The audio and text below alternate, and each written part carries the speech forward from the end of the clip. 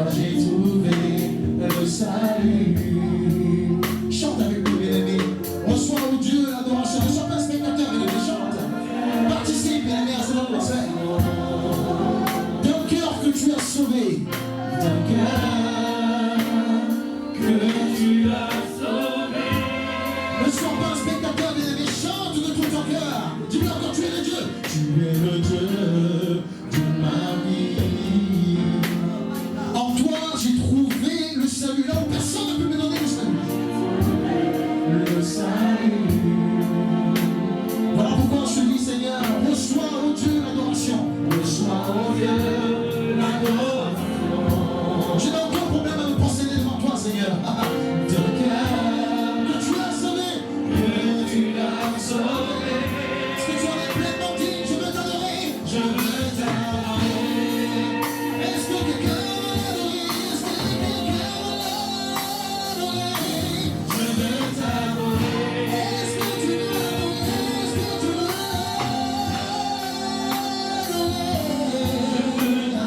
Est-ce que tu veux l'adorer? Est-ce que tu veux l'acclamer? Est-ce que tu veux l'acclamer? Je veux l'acclamer, je veux l'acclamer, je veux l'acclamer.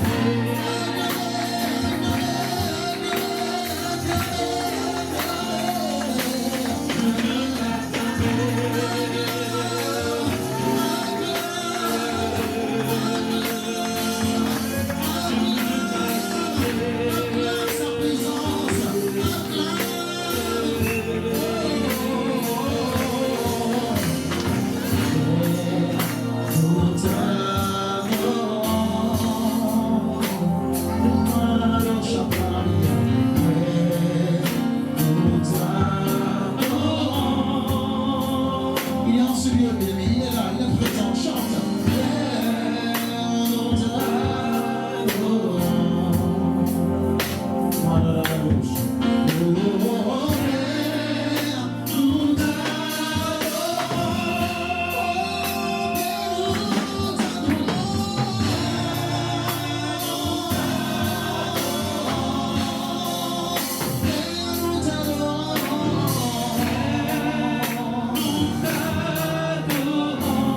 Dis, Seigneur, voici ma vie. Seigneur, voici ma vie.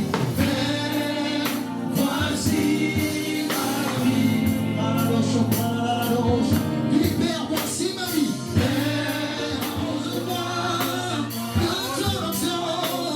Arrose-moi, arrose-moi, arrose-moi de ton onction. Arrose-moi, arrose-moi, arrose-moi de ton... Chapitre 12, nous sommes honorés en ce jour d'être dans la présence de ce merveilleux Dieu.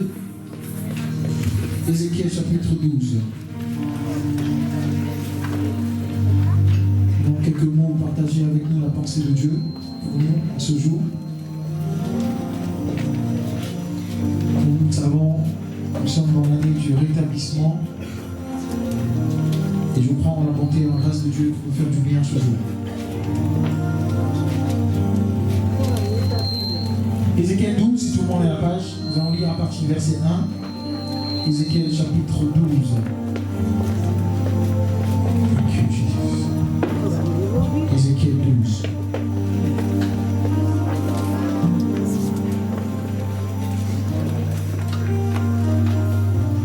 Ézéchiel 12 à partir du verset 1. Je lis la parole de Dieu avec révérence et avec respect, rapidement. La parole de l'Éternel me fut adressée en ces mots. Fils de l'homme, tu habites au milieu d'une famille de rebelles qui ont des yeux pour voir et qui ne voient pas, des oreilles pour entendre et qui n'entendent point, car c'est une famille de rebelles. Et toi, fils de l'homme, prépare tes effets de voyage et pars de jour. Sous leurs yeux, pars en la présence du lieu où tu es pour un autre lieu, peut-être leur-t-il qui sont une famille de rebelles. Sors tes effets comme des effets de voyage de jour sous leurs yeux, et toi, pars le soir en la présence comme partent des exilés. Sous leurs yeux, tu perceras la muraille et tu sortiras tes effets par là. Sous leurs yeux, tu les mettras sur ton épaule, tu les sortiras pendant l'obscurité, tu te couvriras le visage, et tu ne regarderas pas à la terre.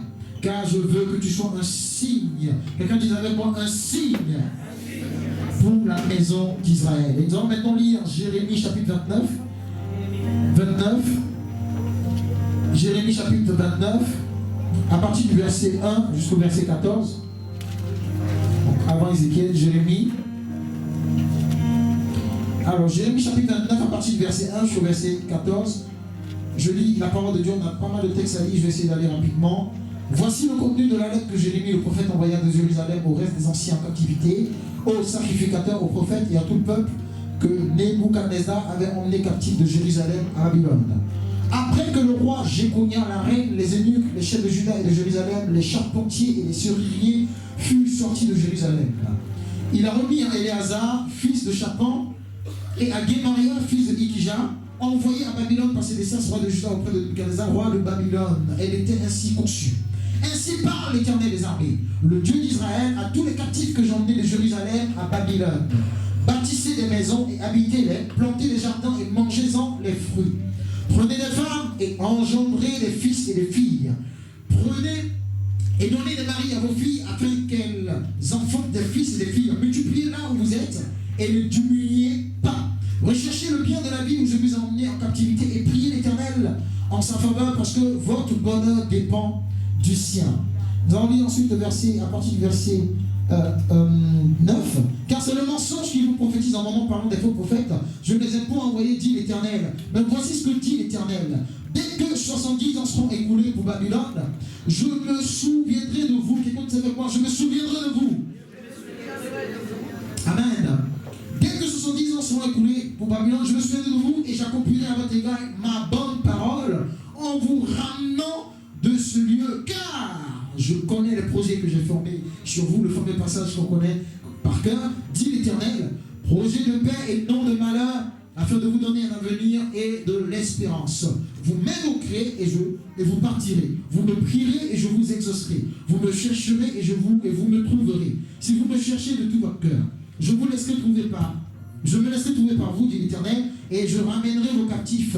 Je vous rassemblerai de toutes les nations et de tous les lieux où je vous ai chassés, dit l'Éternel, et je vous ramènerai dans le lieu d'où je vous ai fait sortir, je vous ai fait aller, en captivité. Parole du Seigneur. On peut s'asseoir dans sa glorieuse présence pendant que je lis les autres textes. Donc Jérémie chapitre 30. Jérémie chapitre 30.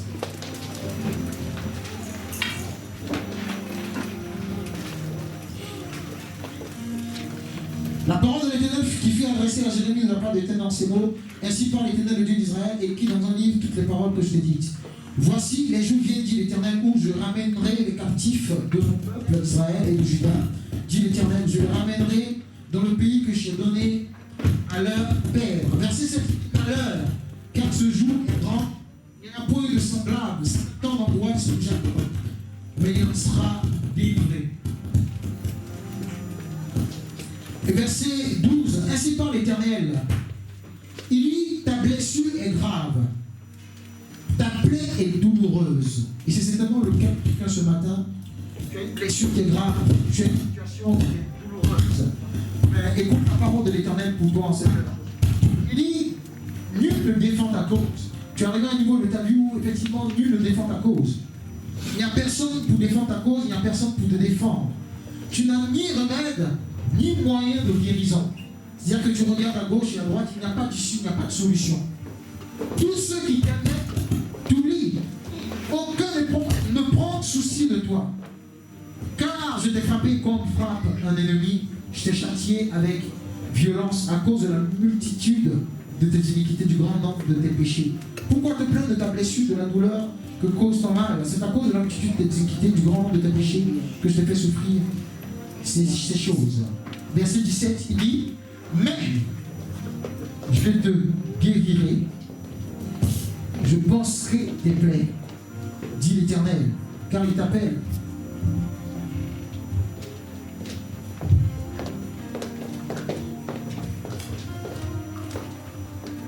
Alors il dit, mais je te guérirai, je panserai tes plaies, dit l'Éternel, car il t'appelle à repousser cette Sion dont nul ne prend souci. Ainsi parle l'Éternel, voici, je ramène les captifs des tentes de Jacob, j'ai compassion de ses demeures. La ville sera rebâtie sur ses ruines, le palais sera rétabli comme il était. Du milieu d'eux s'élèveront des actions de grâce et des cris de réjouissance. Je les multiplierai et ils ne diminueront pas. Je les honorerai et ils ne seront pas méprisés. Ces fils seront comme autrefois, Son assemblée subsistera devant moi et je châtierai tous ses oppresseurs. Alléluia. Parole du Seigneur. Nous avons un dernier texte que vous pouvez noter, que vous pourrez lire après. Donc, Jérémie chapitre 31, verset 1 à 5. Donc on est toujours dans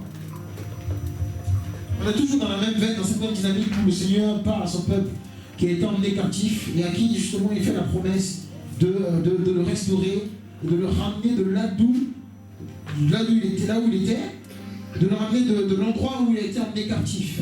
C'est une promesse que Dieu fait à l'Éternel et nous comprenons dans le développement du message le rapport qu'ont ces différents textes avec la thématique du jour.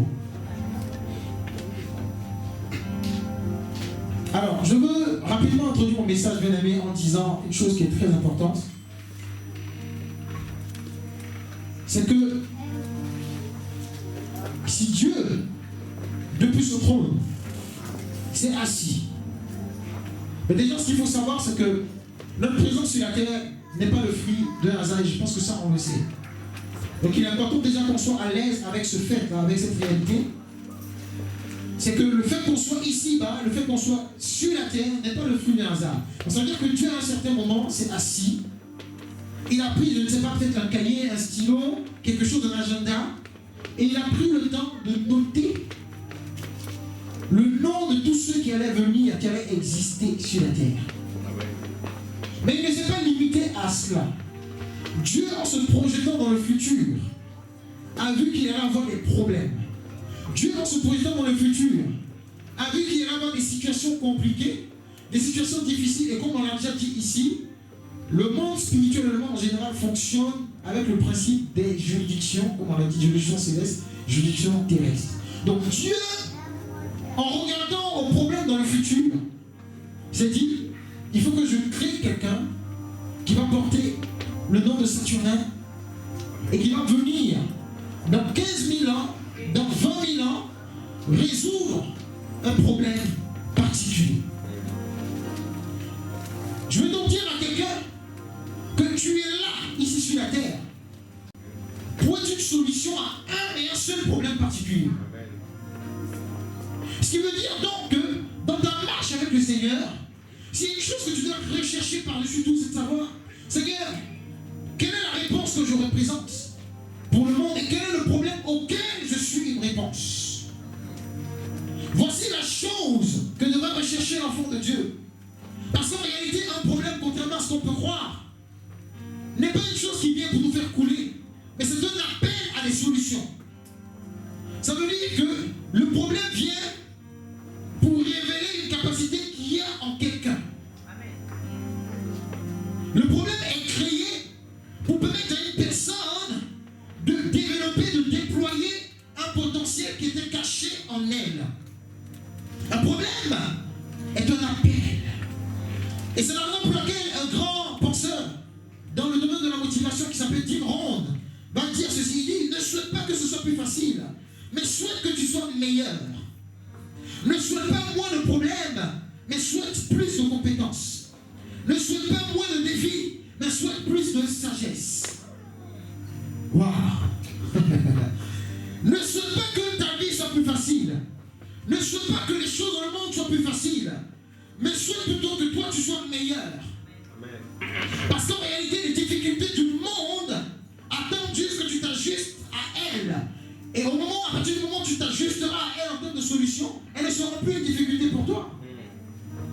Donc à chaque fois qu'il y a une difficulté, elle vient pour révéler une dimension de toi que tu n'as pas encore manifestée. À chaque fois qu'il y a un problème, à chaque fois qu'il y a un obstacle, à chaque fois qu'il y a une opposition, quelque chose qui te semble insupportable, qui semble dépasser tes forces, en fait la chose en question vient pour que tu puisses t'étirer. Parce qu'on a tendance justement à rester dans notre zone de confort. On est à l'aise avec ce qu'on maîtrise. On est à l'aise avec ce qu'on connaît. On est à l'aise avec ce qu'on peut contrôler. On est à l'aise avec ce qu'on peut manipuler, ce qu'on peut manier, ce dont on a tous les paramètres.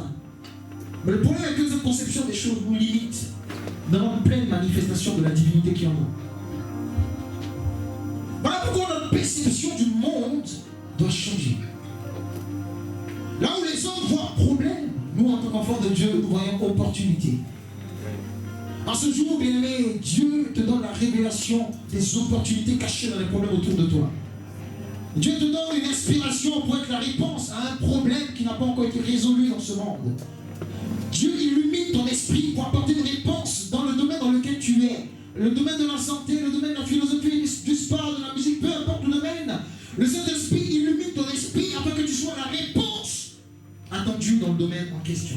Quelqu'un met la main sur la poitrine et dit: je suis la réponse à un problème particulier.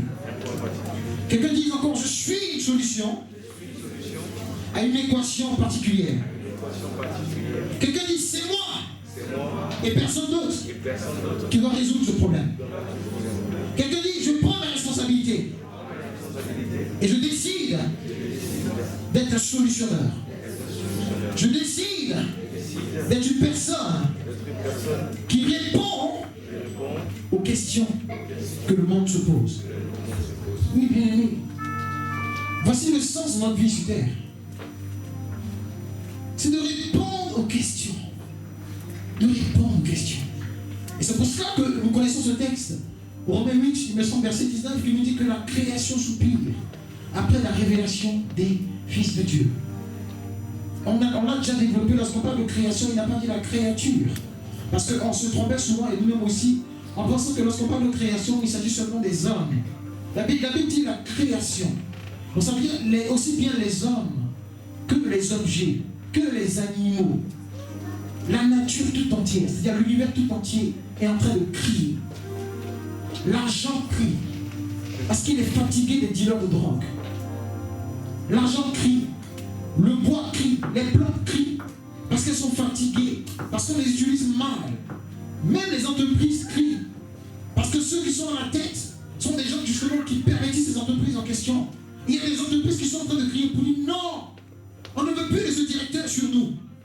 On attend un directeur, on attend la sœur Noël, on attend le frère 16, on attend la sœur Hollande, on attend la sœur Rebecca. Il y a des entreprises qui sont en train de crier. Il y a des domaines d'activité qui sont en train de soupirer et qui attendent ta révélation. La création soupire.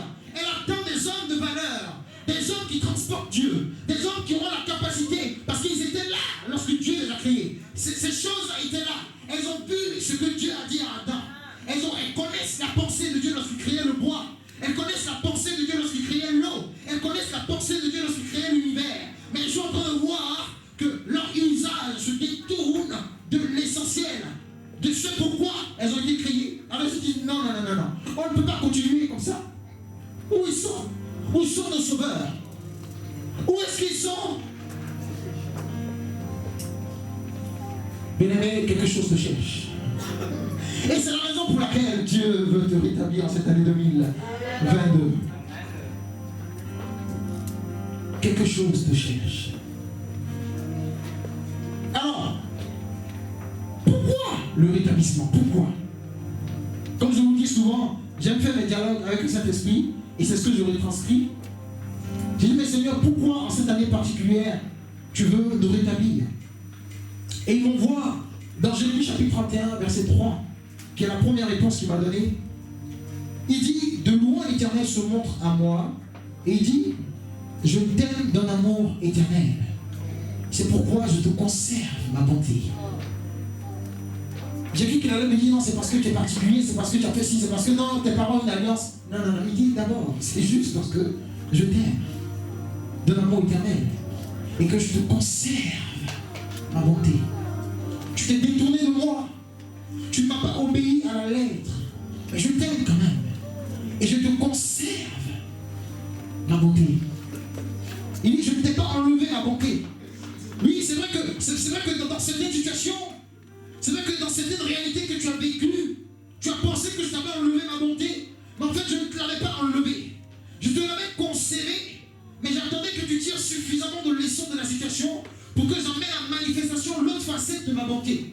Donc, je t'ai conservé ma bonté durant tout ce temps. Ah ouais, Seigneur, quand tu m'as trahi, tu étais là? Oui, j'étais là. Ah bon, Seigneur, lorsque j'étais oppressé, tu étais là? Oui, j'étais là. Alors, Seigneur, quand j'étais confus, quand tout semblait s'écrouler sur moi, tu étais là? Il dit oui, j'étais là, je t'aimais en ce moment-là.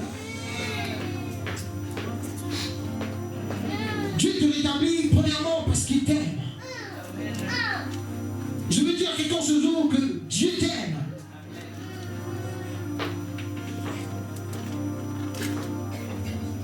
es rassuré de l'amour de Dieu de là où tu es?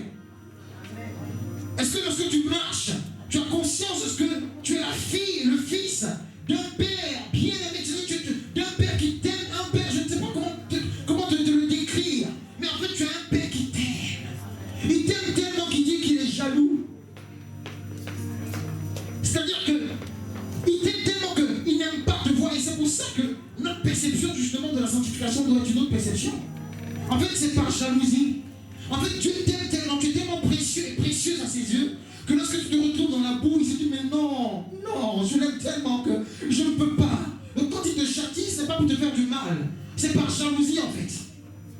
Il t'aime tellement qu'il ne veut pas te voir dans ces choses. Il ne veut pas te voir baigner dans la boue, te prosterner devant d'autres dieux, devant d'autres entités. Il ne peut pas voir ta vie être détruite. C'est par amour que Dieu te dit de te sanctifier. C'est par amour que Dieu te dit de marcher dans la droiture. Quelqu'un dit avec moi, je suis un enfant bien-aimé. La deuxième réponse qu'il me donne, c'est dans Luc chapitre 22, verset 31. Le Seigneur dit, Simon, Simon, Luc 22, 31, Simon, Simon, Satan vous a réclamé pour vous cribler comme le froment. Et écoutez le verset 32, c'est un peu bizarre. Dites-on ensemble, bien aimé, ce qui est bizarre dans cette phrase. Regardez. Il dit, Simon, Simon, Satan vous a réclamé pour vous cribler comme le froment. Mais j'ai prié pour toi, afin que ta foi ne défaille point. Et toi, quand tu seras converti, affermis tes frères. Vous n'avez pas vu qu'il y a un truc qui est bizarre ici?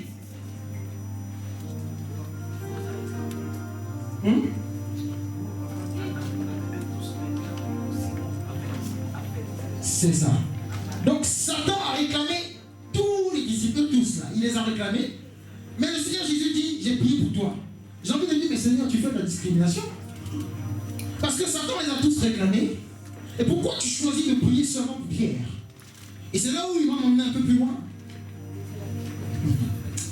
Oh, Jésus-Christ de Nazareth. Et le Seigneur me dit que dans les mathématiques de Dieu, oh my goodness, pour libérer plusieurs, Dieu libère un seul. Dans le peuple choisi un peu. My goodness. Pour bénir plusieurs dans une famille, Dieu bénit un seul. Pour restaurer toute une famille, Dieu restaure une personne. Pour briser le joug de la malédiction sur toute une famille, Dieu délivre une seule personne. Pour briser le blocage concernant le mariage dans une famille, Dieu permet à une seule personne de rentrer d'abord dans le mariage et d'introduire quelque chose. David a vaincu Goliath, mais il n'était pas le seul à avoir vaincu un géant. En réalité, lorsque David a vaincu Goliath, quelques temps après, on n'a pas le temps de lire, mais la Bible déclare qu'il y a d'autres personnes qui ont vaincu d'autres géants. Mais ils l'ont fait pourquoi? Parce que David a eu à le faire. Donc lorsque le Seigneur me donne cette réponse, en me disant pourquoi il me rétablit, il me dit je te rétablis parce qu'à partir de toi, on va commencer une nouvelle saison. Dans ton entourage, dans ta famille. Il dit je te rétablis parce que tu es mon investissement, à partir duquel je veux me déployer pleinement. De même que le Seigneur Jésus est venu, et la Bible déclare qu'il avait en lui tout pleinement, il avait la divinité en lui, et que par sa vie, plusieurs Jésus que tu es, que je suis, sont nés. De cette même manière, il y a une nouvelle race que Dieu veut élever dans cette génération. Il y a une nouvelle catégorie de personnes que Dieu veut positionner dans cette génération. Il y a un nouveau profil que Dieu veut mettre en avant dans ta famille. Et il nous dit que c'est par toi que cela va commencer. Oh, my goodness. Les mathématiques de Dieu. Quelqu'un dirait avec moi les mathématiques de Dieu. J'avais envie d'en faire mon sous-thème. Dis encore les mathématiques de Dieu. Dieu investit en toi pour que par ton témoignage et par ta vie, d'autres personnes puissent également faire. Dieu a toujours été dans un système de reproduction. C'est la raison pour laquelle d'ailleurs quand il va multiplier les pains et les poissons, il va en garder. Pourquoi? Parce qu'il n'est pas dans le gaspillage.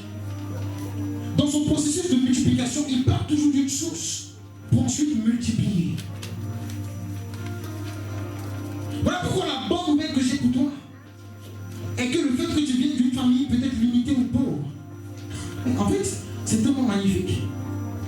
Mais c'est trop excellent en fait. Le fait que tes parents, bien qu'étant riches, t'aient rejeté, mais c'est trop long. Parce qu'en réalité, ils te permettent, par cette situation, d'être une révélation. Dans cette famille où personne n'atteint certains niveaux, dans cette famille où personne n'atteint certains paliers dans la vie, où tu te dis, mais Seigneur, pourquoi tu me permets de naître dans une telle famille?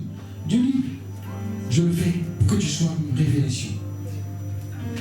Et la troisième réponse qu'il m'a donnée, j'ai dit, mais Seigneur, pourquoi tu me rétablis? Il dit, je le fais ensuite. Ézéchiel chapitre 12, verset 6, comme on a lu d'entrée de jeu, il dit simplement parce que je veux faire de toi un signe.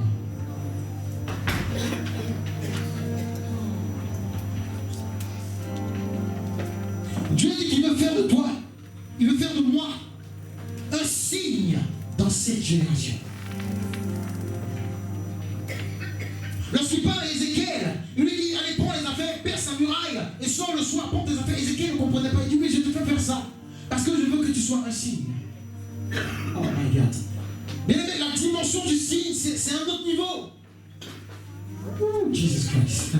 La dimension du signe, bien aimé, c'est la dimension où, en fait, il n'y a plus de hasard qui arrive dans ta vie. C'est-à-dire que même quand tu es nu, c'est un signe. Même quand tu bailles, c'est un message que Dieu veut donner. Ta vie devient le reflet de l'expression de Dieu. Le reflet des choses qui sont cachées dans le cœur de Dieu.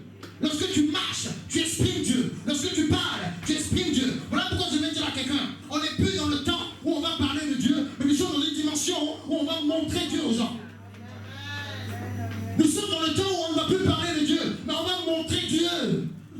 Dieu veut que tu le montres. Et c'est pour ça qu'il dit, je fais de toi un signe dans cette génération. Un signe, c'est un repère.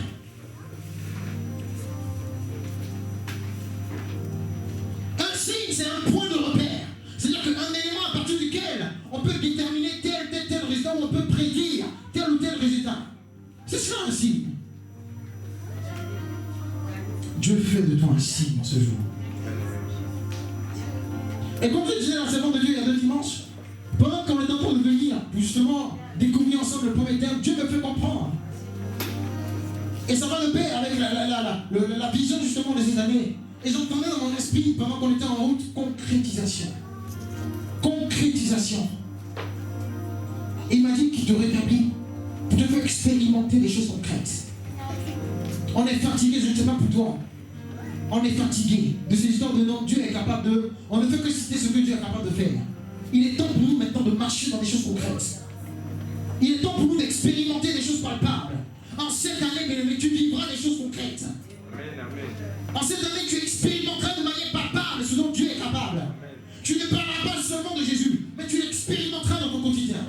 Tu ne citeras pas seulement un passage de la Bible, mais tu manifesteras ce passage. Il te rétablit pour que tu vives une vie concrète. Et comme j'aime bien souvent le dire, une vie où tu n'as pas besoin de justifier ta chrétienté. Tu n'as pas besoin de démontrer par A plus B, de sortir des feuilles de mathématiques pour montrer aux gens que tu es chrétien. Mais tu vis dans une vie de démonstration. Une vie qui démontre Christ, qui manifeste Christ. Une vie qui parle d'elle-même. En amour, ta vie parle. En humilité, ta vie parle. En puissance, ta vie parle. En gloire, ta vie parle. En prospérité, ta vie parle. En sagesse, ta vie parle. En bénédiction, ta vie parle. En amour, ta vie parle. En intelligence, ta vie parle. En onction, ta vie parle. En sainteté, ta vie parle. C'est le salut qui est sur cette année 2022. Dieu te rétablit pour que tu marches dans le concret. Parce qu'au commencement, c'est ce qui était prévu. Parce que quand on parle de rétablissement, il est question d'établir à nouveau. C'est ce que Dieu voulait au commencement. Alors, quelles sont les dimensions de ta vie que Dieu veut rétablir? Parce qu'il m'a fait comprendre que le rétablissement obéit à un processus. C'est progressif. Et qu'il y a plusieurs domaines. Il y en a certainement d'autres. En tout cas, voici les domaines qu'il m'a donnés. Et il m'a permis de m'appuyer sur 1 Jean chapitre 3 verset 2. Qui dit, bien aimé, nous sommes maintenant enfants de Dieu. Et ce que nous serons n'a pas encore été manifesté. Mais nous savons que lorsque cela sera manifesté, nous serons semblables à lui parce que nous le verrons tel qu'il est. Ce que nous sommes n'a pas encore été manifesté. Voici la parole de Dieu pour toi. ce que tu es n'a pas encore été manifesté. C'est-à-dire que même si tu arrives à une dimension où tu souffres et un mort ressuscite, il dit ce que tu es n'a même pas encore été manifesté. Alléluia. Il est en train de te parler de cette dimension illimitée. Parce que la finalité est quoi? C'est que nous soyons semblables à lui. Oh Jésus-Christ de Nazareth, merci. Semblable à lui. Il est invincible, il veut que nous soyons invincibles. Il est indomptable, il veut que nous soyons indomptables. Il est plus que vainqueur, il veut que nous soyons plus que vainqueurs. Il a marché sur l'eau, il veut que toi aussi tu marches sur l'eau.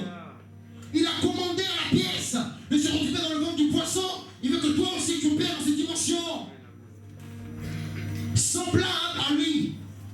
Quand on dit semblable, c'est semblable. Je ne suis pas en train d'inventer, bien aimé.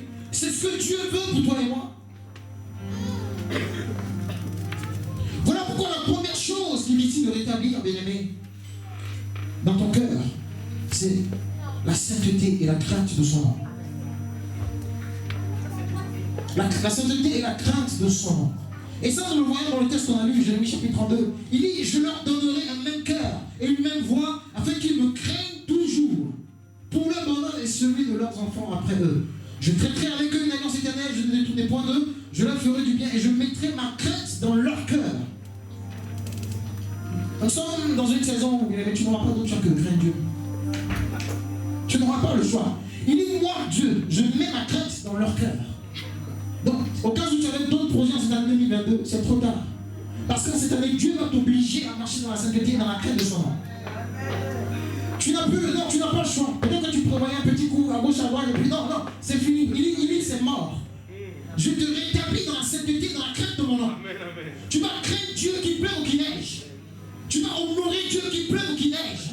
Tu vas te sanctifier qui pleut ou qui neige. Et lorsque nous disons ces choses, on ne le dit pas pour juger. Parce que parfois, vous savez, quand on dit des choses, il y en a qui pensent que c'est parce qu'on est trois façons, c'est parce qu'on veut juger. Non. C'est vrai que d'autres pourraient dire, oui, prêche ce que tu vis. Mais il y a une nuance à ce niveau, bien aimé. Parce que si je dois prêcher aussi ce que je vis ou vivre ce que je prêche, la réalité est que je vais limiter ma prédication à mes espérances avec Dieu. Je n'ai pas encore ressuscité de mort. Donc je pourrais croire que Dieu n'est pas capable de ressusciter de mort. Donc il y a une nuance à ce niveau. Mais je dois prêcher la parole. Je dois prêcher Jésus. Même si je n'ai pas encore expérimenté les dimensions, je dois te dire que Jésus a marché sur l'eau et que toi aussi tu le peux. Je dois te dire que tu es capable de ressusciter des morts. Tu es capable d'ouvrir ton réfrigérateur et d'appeler des fruits et d'appeler des vivres qui vont être concoctés par des anges. Il y a cette dimension, elle est possible. Même si tu n'as pas encore vécu ou que je n'ai pas vu, j'ai le devoir de t'enseigner cette dimension.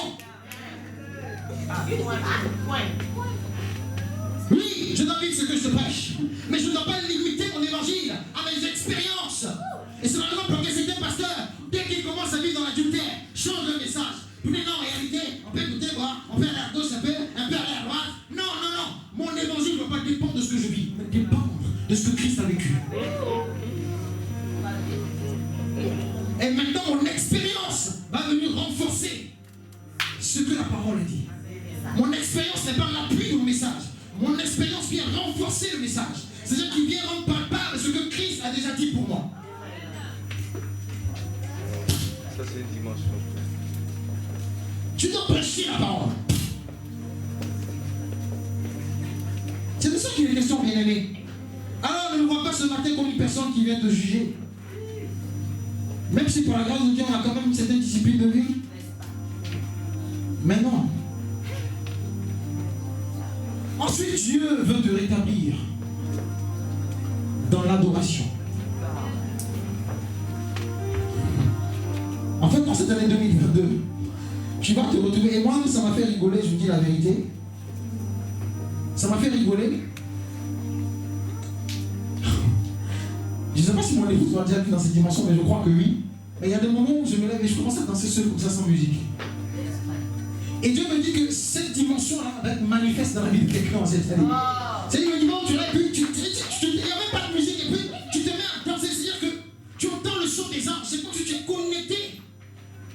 Parce que l'adoration est une chose. Attention, la Bible dit que les anges font quoi? Aussi, ils adorent Dieu. Et donc, en quelque sorte, Dieu se nourrit un peu de l'adoration. Il ne mange pas de foutoune, de banane, de caviar. L'adoration est le parfum qu'il reçoit. est ce dont il se nourrit, est ce dont il s'abreuve. Donc l'adoration est ce qui conditionne l'atmosphère du ciel. Est ce qui conditionne l'atmosphère du ciel, donc la gloire de Dieu. Et donc il peut comprendre que le fait pour une personne d'être une adoratrice, pour un homme d'être un adorateur, lui donne de pouvoir transporter l'atmosphère du ciel dans sa vie et dans sa réalité. Je suis en train de dire à quelqu'un, quand cette année tu n'expérimenteras pas la moitié de la présence de Dieu, mais la pleine présence de Dieu, je suis en train de te dire que tu vas te déplacer avec Dieu. Je suis en train de dire que tu vas transporter la gloire de Dieu. Tu seras le transport de la gloire de Dieu. Dieu te donne du poids. Il dit, je rétablis l'adoration dans mon église. Que tu veuilles ou non, tu vas adorer. Voilà pourquoi j'ai aimé quand le frère Saturnin justement insistait pour dire, il faut qu'on adore. Tu es né pour adorer Dieu, bien-aimé. Peut-être, vous savez, souvent à l'église, on est beaucoup plus motivé quand on dit oui, tu vas prier pour ton mariage, tu vas maintenant lancer les flèches, tu vas envoyer le feu. Là, on entend les voix, dès qu'on dit adorons Dieu. On n'est même pas concentré sur ce qu'on dit à Dieu. Et pourtant, c'est l'une des dimensions les plus puissantes. Parce que oh my God. La récompense de l'adoration, bien-aimé, ce n'est pas une réponse. Oh my goodness. La récompense de ta prière pour la guérison, c'est la guérison. La récompense de ta prière, oh my God, pour un déblocage financier, c'est l'argent. Mais la réponse de l'adoration, c'est Dieu. Oh my God. Ça veut dire que quand tu adores, Dieu lui-même il descend.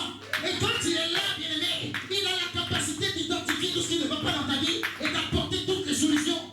Parce que là où tu penses que les finances sont justement pour des opportunités, ton téléphone va sonner en cette année 2022, des choses vont t'attendre. Tu ne fourniras plus les mêmes efforts. Il y a des grâces qui vont venir à toi.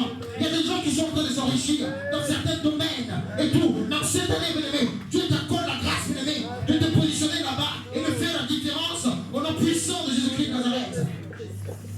Il y a des gens qui ont découvert des choses et qui prospèrent dans le secret. Ils sont à la maison en tongs, en tapette, et ils sont de chez nous, mais le gars il ne travaille pas. Il est dans une belle maison, on ne comprend pas, mais il est toujours à la maison. Il y a des secrets. Il dit, aide-moi, et je te répondrai, je te montrerai des choses cachées. Il y a des choses cachées que Dieu veut te révéler dans cette année. Tes souffrances s'arrêtent, tes peines s'arrêtent, les perches de temps s'arrêtent. Dieu te révèle des secrets, des choses cachées, afin que tu prospères pleinement en cette année 2022. Et quand il l'aura fait, veille, bien-aimé, à développer un certain nombre d'attitudes. Veille à cultiver sa présence. Quand Dieu va commencer à manifester toutes ces dimensions dans ta vie, voici les attitudes que tu dois avoir pour finir. Tu dois cultiver sa présence. Parce que comme je l'ai dit, quand Dieu est là, en fait, le temps s'arrête. Voilà pourquoi quand il arrive au niveau du figuier, il n'avait que faire du fait que ce soit la saison ou pas. Parce que quand Dieu est là, le temps s'arrête. Voilà pourquoi dans la culture de sa présence, je te dis la vérité cette année, puisqu'il est question de rétablissement. Il y a des choses qui n'étaient pas censées arriver, mais qui vont arriver juste parce que Dieu est là. Je dis, il y a des choses que tes mains ne devaient même pas toucher à ton âge. C'est-à-dire, il y a des choses que tu ne devais pas expérimenter. Il y a des rencontres que tu ne pouvais normalement pas faire. Mais parce que Dieu est là, il va le faire. Des connexions extraordinaires. Parce que quand il est là, le temps s'arrête. Quand il est là, on ne parle plus de saison. La femme qui perdait du sang n'était peut-être pas dans sa saison de guérison. Mais elle a compris que quand le maître est là, l'anomalie est réglée. Elle a compris que quand le maître est présent, les normes sont détruites et sont brisées. Parce que la norme dit qu'elle est impure et qu'elle ne peut pas aller le toucher. Mais elle a dit non, quand le maître est là, les règles sont détruites. Quand le maître est là, on nous dit que le cancer peut aller à une phase jusqu'à tuer. Mais quand le maître est là, le cancer est complètement détruit et brûlé. Quand le maître est là, les choses extraordinaires se produisent. Cultive sa présence en cette année 2022. Tu dois aussi développer de la résilience. Qu'est-ce que c'est? En psychologie, c'est la capacité d'une personne, d'une entité ou d'une société, par exemple, à résister à une épreuve brutale et à en tirer parti pour se renforcer. La résilience, c'est la capacité à résister à une épreuve et à en tirer parti pour te renforcer. En fait, cette définition est déjà une prophétie. Parce qu'en fait, ce que Dieu est en train de dire, c'est que les problèmes qui t'ont détruit hier, en cette année, vont te renforcer. Dans ta dynamique de résilience, les choses qui avaient la capacité de t'abattre, de te de te faire tomber dans une lamentation terrible.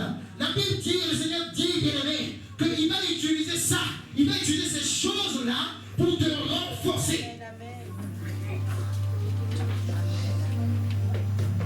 L'humiliation d'hier, tant qu'on l'humiliait tout le temps, c'est quand tu humiliais tout le temps. Dès que quelqu'un te disait un truc mal, tu t'effondrais. C'est toi qui es tout le temps touché, tout le temps blessé. C'est toi qu'on blesse tout le temps. Cette année, les blessures vont te renforcer. La méchanceté des hommes va te renforcer. On te critiquera et tu feras ça. Parce que tu comprendras simplement que tu es dans une autre dynamique. Tu es dans une autre dimension. La résilience, c'est la capacité à absorber une perturbation, à se réorganiser, à continuer de fonctionner de la même manière qu'avant, même dans la difficulté. Ensuite, qu'est-ce que tu dois faire? Tu dois maintenant joindre, bien aimé, des actions à tes engagements. La Bible dit quoi? Que comme le corps sans âme est mort, de même la foi sans réserve est morte. Jacques 2, 26. Et encore une fois, avec Einstein, il dit que la folie, c'est de faire la même chose et de s'attendre à des résultats différents. C'est que c'est une folie que de rester là et de s'attendre à ce que les choses changent dans nos vies si on ne fait rien de différent. Oh.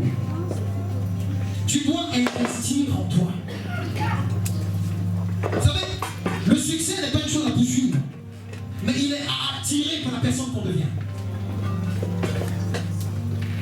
Le succès, ce n'est pas une chose après laquelle on court, mais c'est une chose qui vient à nous à partir du moment où on devient ce qu'on doit être. Voilà pourquoi tu dois investir en toi. Ce n'est jamais du gâchis que de se former. On en parle dans ce ministère, on en parlera encore et encore. Apprendre de nouvelles choses. C'est-à-dire, développe un peu ton esprit. Aiguise un peu ton esprit. Apprends des choses. Développe de nouvelles compétences. Aiguise-toi. Parce que ça va attirer le succès à toi. Et on parlait justement de ne pas faire les mêmes choses cette année. Sois bien entouré, s'il te plaît.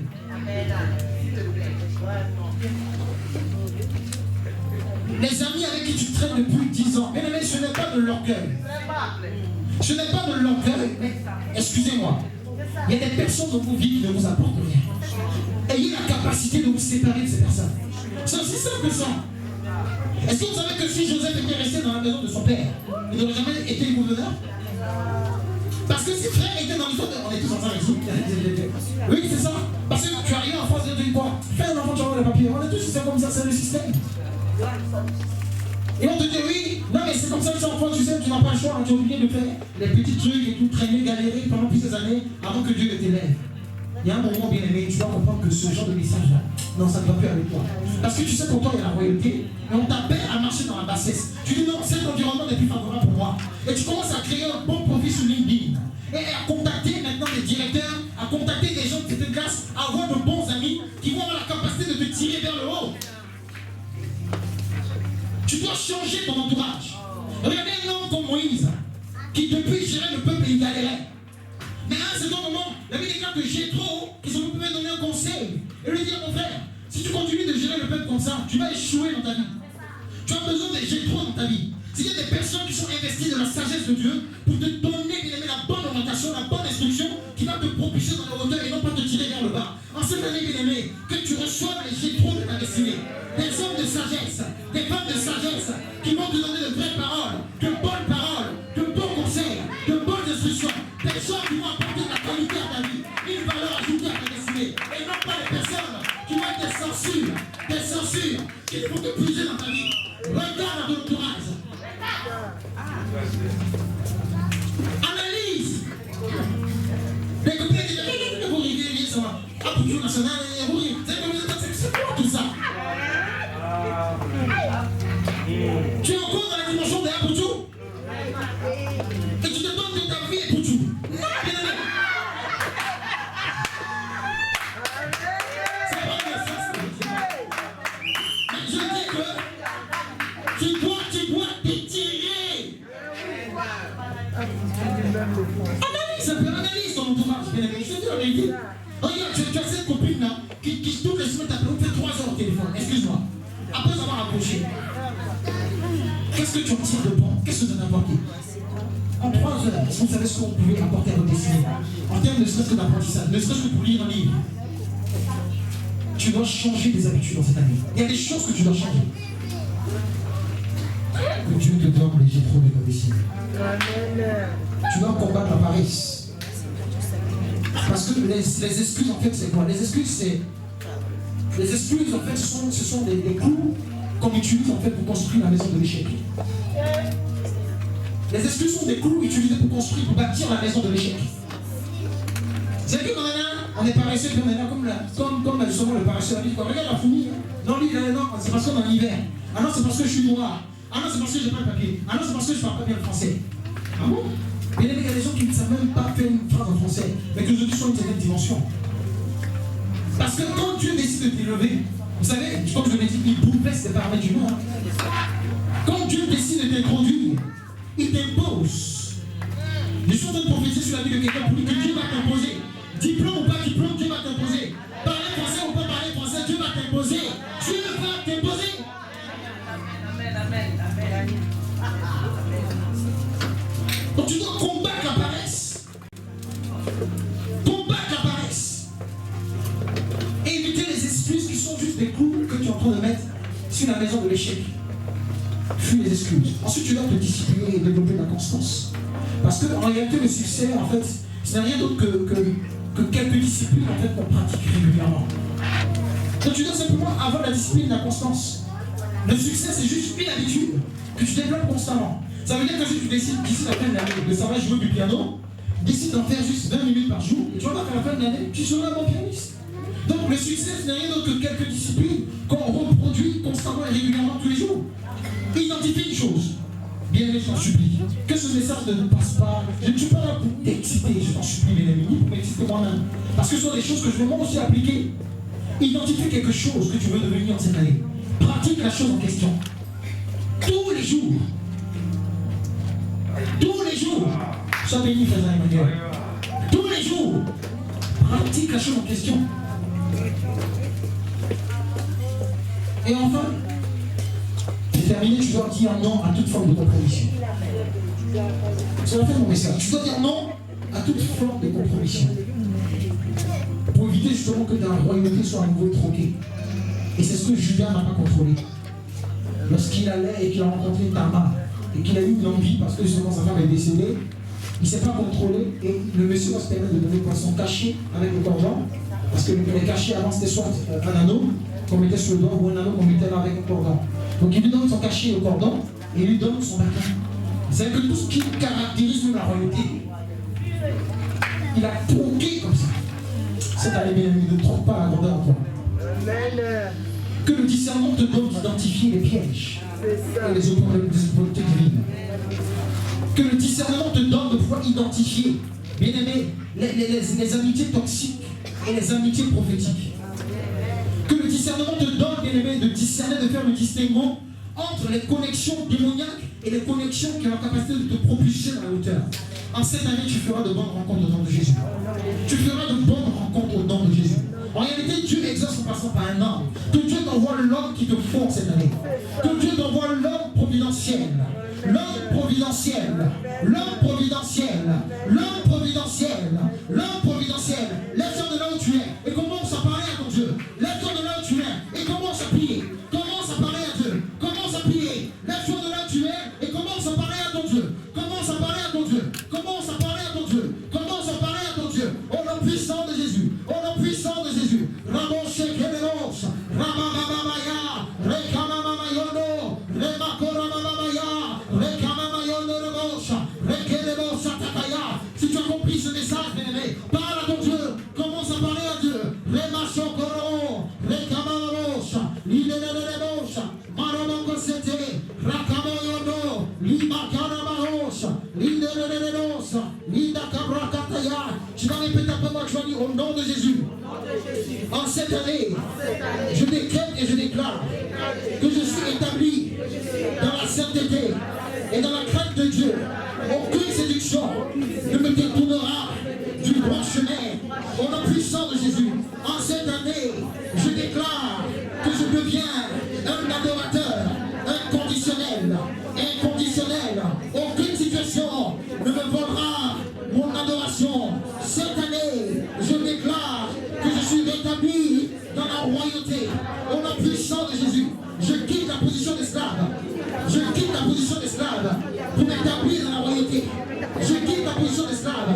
Fais un mouvement s'il te plaît. Quitte la position d'esclave. Et je m'établis dans la royauté. Et je m'établis dans la royauté. Cette année, je suis rétabli dans la puissance. Je ne suis plus faible. Je ne suis plus faible. Mais je suis fort. Je ne suis plus faible. Mais je suis puissant. Cette année, Dieu me rétablit dans la prospérité. Tout ce que je touche se multiplie. La mendicité n'est pas mon partage. Le manque n'est pas mon partage. L'humiliation n'est pas mon partage. Au nom de Jésus, en cette année, je cultive la présence de Dieu. Cette année, je cultive la présence de Dieu. Je déclare que partout où je vais, je transporte Dieu. En cette année, je ne parlerai pas seulement de Dieu, mais je montrerai Dieu. Je serai une manifestation de Dieu. Au nom puissant de Jésus, cette année, je déclare que je suis une personne résiliente, c'est-à-dire qui a la capacité de s'adapter aux situations et d'en tirer profit. Ce qui m'a fait tomber hier me fortifiera cette année. Ce qui m'a blessé hier ne me blessera pas cette année, mais au contraire, me propulsera à un autre niveau. Au nom puissant de Jésus, en cette année, je déclare que je passe à l'action, que toutes les chaînes qui me maintenaient dans la paresse, toutes les chaînes qui me maintenaient dans le statu quo, les chaînes de la peur, les chaînes de la peur, les chaînes des idéologies mauvaises, les chaînes de l'imitation, les chaînes qui m'empêchaient de quitter le niveau où je suis, de sortir de ma zone de confort. Elles tombent maintenant, elles tombent maintenant, elles tombent maintenant, elles tombent maintenant. La gloire m'appelle, la gloire m'appelle, la gloire m'appelle, l'élévation m'appelle, le succès m'appelle. Alors je me lève et je pose des actions concrètes qui vont me mener progressivement vers des résultats évidents au nom puissant de Jésus. Cette année, je marche dans la concrétisation divine. La concrétisation divine. Ce que je pense, je le touche. Ce dont je parle, je l'expérimente au nom puissant de Jésus. Cette année, je déclare que tous les Judas de ma destinée, tous les Lots de ma destinée, qui s'écartent maintenant, qui sont écartés maintenant, au sorti de ce Dieu, que même supprime mon numéro. Je prie, Père, qui m'oublie, au sorti de ce Dieu, que les amitiés toxiques s'arrêtent, les censures de ma destinée, qu'elles soient démasquées. Ces personnes-là, qui rient avec moi en journée, mais qui dans la nuit me combattent et m'oppressent, je déclare qu'elles sont démasquées, elles sont démasquées, elles sont démasquées, elles sont démasquées, elles sont démasquées, elles sont démasquées, elles sont démasquées, elles sont démasquées, elles sont démasquées, elles sont démasquées. Au nom puissant de Jésus, je déclare, à contrario, que j'attire à moi des bonnes personnes, des amitiés prophétiques, des hommes providentiels, des femmes providentielles, des personnes qui vont apporter de la valeur à mon mariage, à mon quotidien, à ma destinée, à mes entreprises, à mes études. Je déclare par la puissance du nom de Jésus que je suis discipliné. Je suis discipliné. Je suis constant. Je prends la décision de me discipliner et d'être un homme constant. Je commence une chose et je vais jusqu'au bout. Je bannis de ma vie la procrastination. Je bannis de mon esprit la procrastination. Je suis dans les choses réelles, dans les choses palpables, des choses concrètes. En cette année, je dis non à toute forme de compromission. Satan, garde ta proposition. Dieu a bien meilleur pour moi. Satan, garde ta proposition. Garde tes postes. Garde ton argent. Garde tes amitiés. Garde tes relations.